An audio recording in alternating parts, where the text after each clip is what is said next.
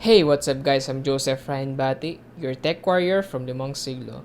Today we're going to give tips and techniques on how to make your videos cinematic by just using phone. But before that, let's roll that intro.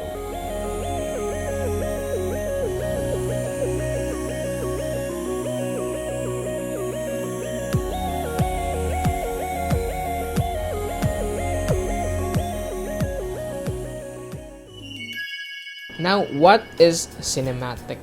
Cinematic is basically just a style or look that mimics the film that we see in the cinemas. There are quietly a lot of factors to make it cinematic, but we're going to focus here how to get cinematic shots. I will teach you the techniques on capturing a cinematic shot. So before we start teaching these techniques, the only thing that we will use is solely our phone that has at least 180p, and doesn't really matter of what phone you use, without using any stabilizer like a gimbal.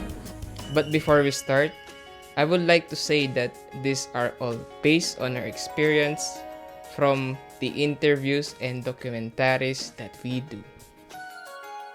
So I'm gonna teach you guys the technique on how to properly hold your phone to make a smooth and nice buttery video out of it.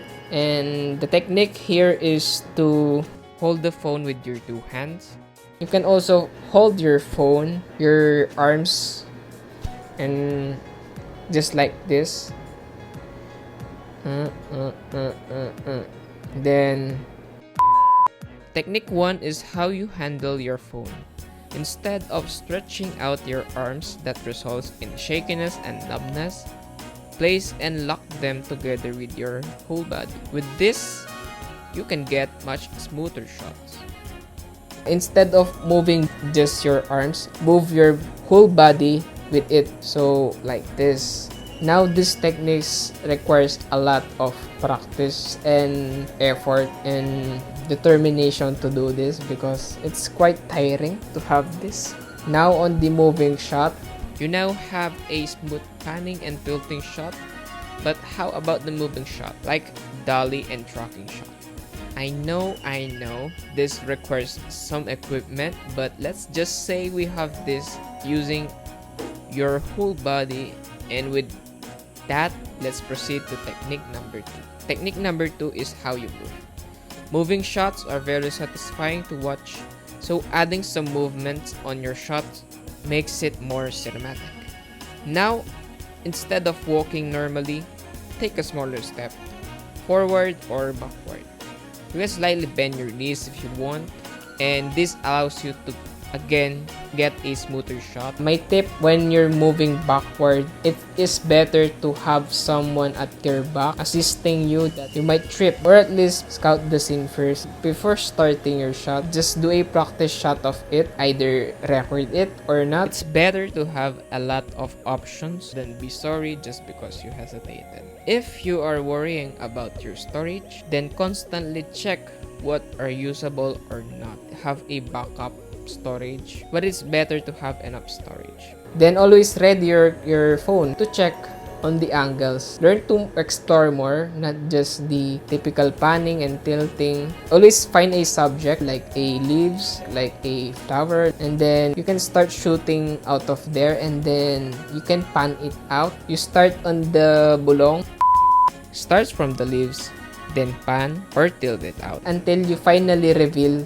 the scene. And then learn to use different camera shot sizes. If your usual shots are just the medium shot and then panning, tilting, you can combine it with a wide establishing shot, and then do a medium shot from a flower to your subject. Learn to look at the different perspective. Then the third technique is the focus pull or the rack focus. Focus pull is when you focus from one subject to another. Focus pull is a creative camera technique in which you can change focus during a shot. You can also do focus first on the subject that is near and then put your focus at the background. Technique is quite easy when you have a good camera that easily can adjust the focus. But if you're on a manual focus, this is where the challenge comes in. So focus pull is effective on directing the viewer's attention. For example, all the focus is on your subject and then your subject is like, let's say, is looking from afar.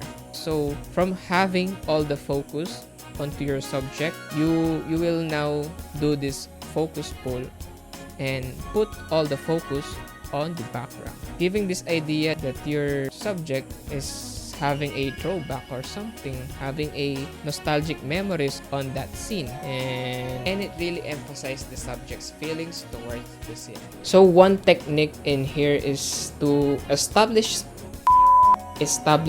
first the setting of whatever you're going to do.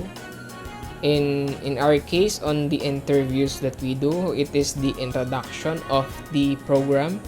Getting your footage using your phone in this modern time, it is mostly not noticeable that you've captured it using your phone, because most phone nowadays have a built-in stabilizer. Or if you think your footage is not smooth enough, then there is a way for you to make it more stable, and that is where the Google Photos come in.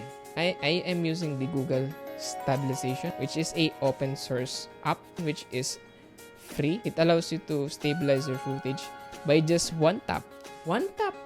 And if you still think that this stabilization is not enough, just do it again.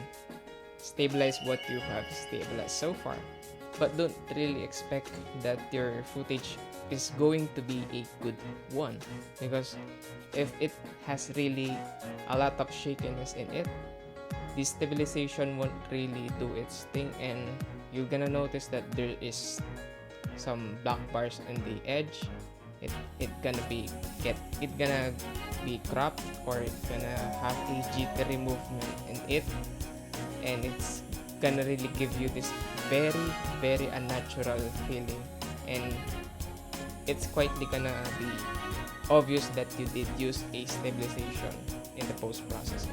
So be wary of this. Don't abuse the post-editing. Then the last technique is to use a shallow depth of field or the blurry background. This really enhances just like the focus pull, but this time the blurriness is constantly on the background and your subject has all the focus. The technique on how to get this shallow depth of field or the blurry background is to put your subject near your phone and then put all the focus to your subject. And if your camera does have a good autofocus, it will of course just follow your subject, but you can still get this cinematic shot and have a blur background. If you know the focusing distance, I do recommend it to really practice the focusing limitation of your phone. So that's it for this episode of Samu-Rye Tech. Hope you guys learned something on these tips and techniques that we tackled. Just a little reminder that the cinematic shots are just part of something that is far bigger, which is the content itself. This is Joseph Ryan Batty, your tech warrior from Limang, Siglo, saying study, study, study, and learn from your mistakes. Maximize what you have.